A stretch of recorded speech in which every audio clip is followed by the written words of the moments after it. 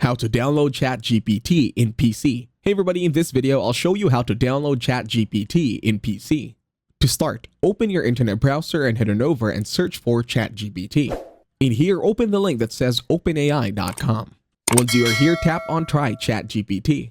In here, tap on the three dots on the upper right, and then look for More Tools. A pop-up will appear, and then tap on Create Shortcut.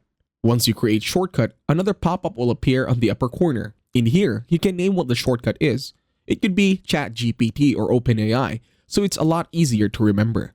Now check Open as window and then tap on Create. Once you do that, another shortcut window from ChatGPT will now be available. Once you head on over to your home screen, you will see a shortcut that says ChatGPT OpenAI. You can just double click on it to open it and it will instantly redirect you to ChatGPT. And that's it. Thank you very much for watching. Hopefully you got some value in this one, so please leave a like, share, and subscribe to the channel, and as always, I'll see you on the next one.